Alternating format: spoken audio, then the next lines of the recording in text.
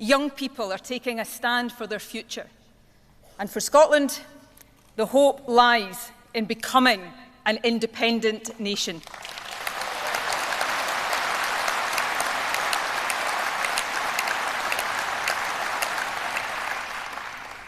Be in no doubt about this. We are winning the case for independence. It is time to take charge of our own future. It is time, Conference, for independence.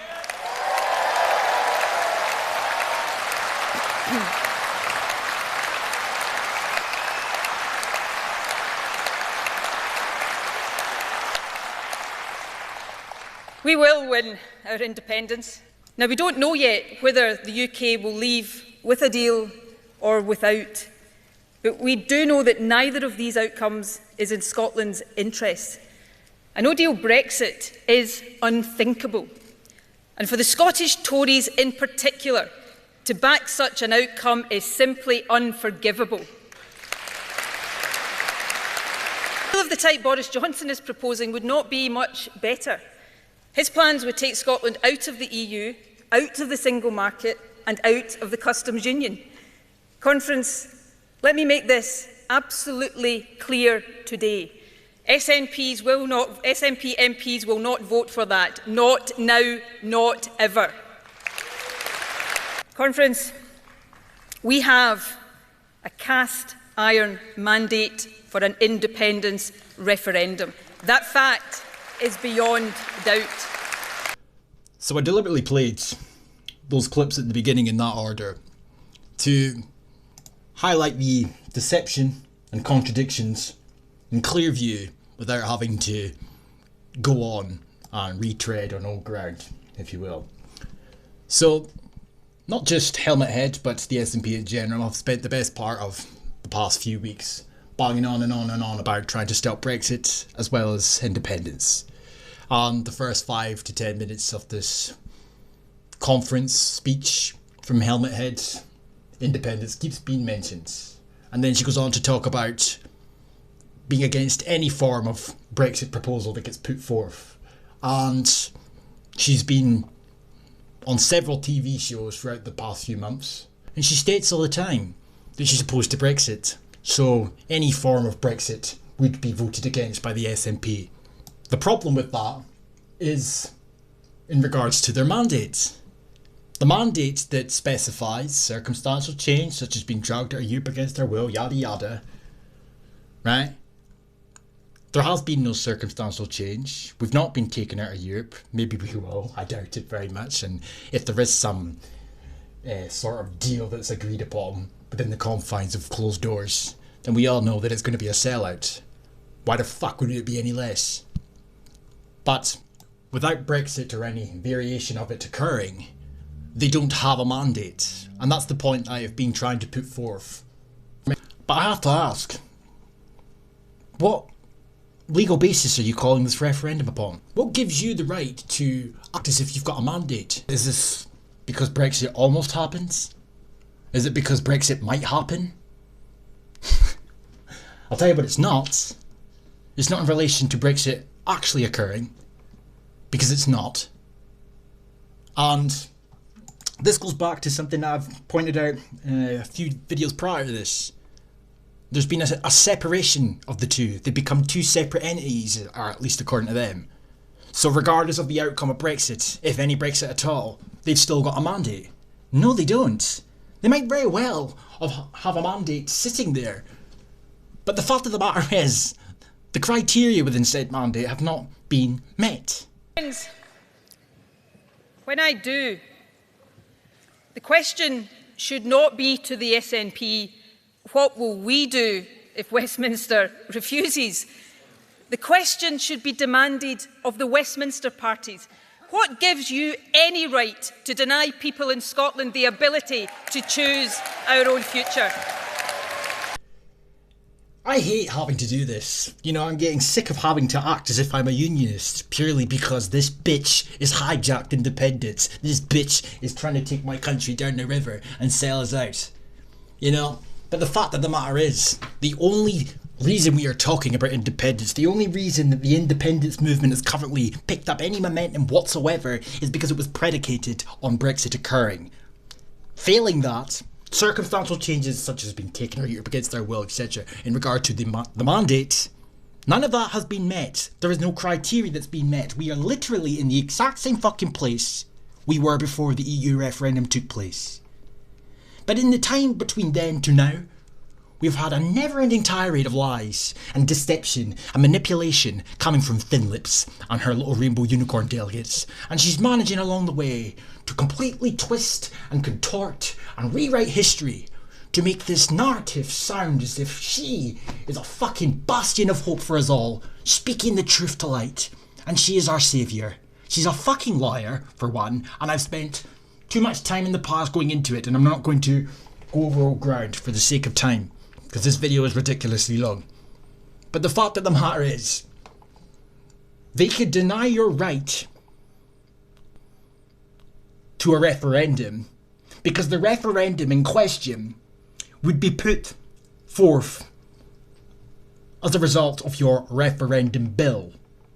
There is a clear separation between a referendum via a referendum bill, which requires nothing in terms of criteria to be met, and Westminster denying the right of people in Scotland to determine or decide their own future via rejecting the mandate. If your mandate had the criteria met, if Brexit had occurred, if Brexit occurs, and you then act upon the mandate that you've got, and Westminster turned around and rejected that, that's a different story. But you are taking the concept of that scenario, that hypothetical, and you are applying it to a completely different thing entirely. Again, deception. You are implying that Westminster are rejecting or denying the people of Scotland a right to determine their future, a right to choose because we've got a mandate, your own admission. But you are talking about them rejecting anything that comes out of the fucking referendum bill that you're conjuring up, knowing full well that that relies on Westminster granting permission. So if they turn around and tell you to piss off, well, the blame game starts again. Because it's always somebody else's fault, isn't it? The task is to build confidence in the strength of our economy and in our vision of a fairer, more democratic country. And through our actions in government, we will continue to build confidence in the value of decision-making here in Scotland. It was the Czech writer turned politician Václav Havel who said, "Vision is not enough.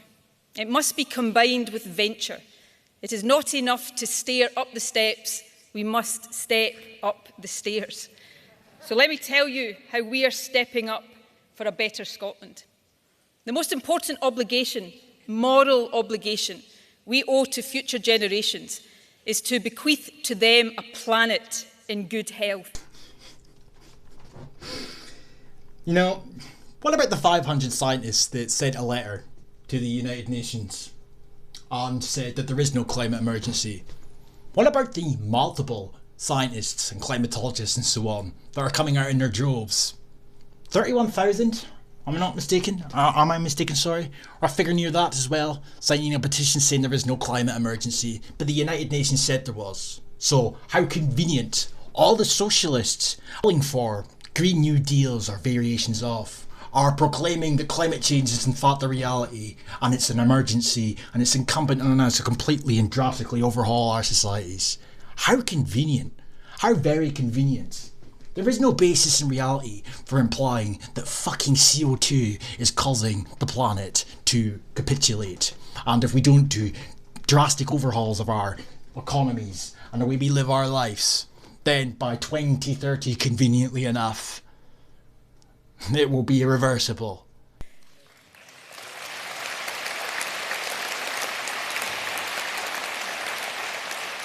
The young climate activist Greta Thunberg has faced a predictable barrage of criticism from certain quarters. Those who hurl insults at her should take a long, hard look at themselves. And those who listen to every word she says and act accordingly need to take a long hard look at themselves. Greta Thunberg opens her mouth when Nicola Sturgeon declares a climate emergency. What sort of fucking politician who's of the right frame of mind that isn't having her strings pulled from somewhere listens to a 16-year-old girl who's mentally ill, no offence to her, I don't mean any offence, but it's the truth of the matter, who is being exploited? What sort of politician on the right frame of mind decides because Greta Thunberg has demanded we do more, that she goes and does a lot more? Decides because it's very convenient to place an autistic child in front of the world and fill her head full of hysteria and alarmism.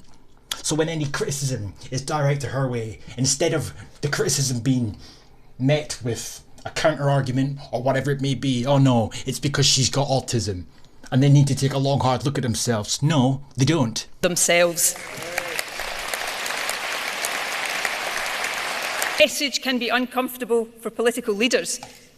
That's the point. It's not true for a fucking start. How many predictions have the United Nations got wrong over the years? What about Al Gore and all his countless failures when it comes to what he claims was predictions, what he claims the future would provide for us all? The reality of the matter is, the United Nations and the multi-billionaire backers behind them want to depopulate this planet. So they need globalists, socialists, etc., to overhaul all the economies, to overhaul all the countries, and pull them in one direction, moving us towards a sustainable world, etc. Ever wondered why Helmet Head never talks about the plummeting birth rates, unless, of course, it's a reason to open the floodgates to mass migration? You know, why she never mentioned native births? Wonder. And she is absolutely right to challenge us to do more. How convenient. How fucking convenient. The children act out after being brainwashed by the education that these people placed in front of them long beforehand. And then when the children speak out and demand action is taken, the politicians act as if they, well, better do something. They are right to demand more action of us. Yes, we were being too laid back about the situation. Thank God for Greta. Oh, she opened my eyes. I better declare a climate emergency. So for everyone who lives in Scotland, no matter where they come from.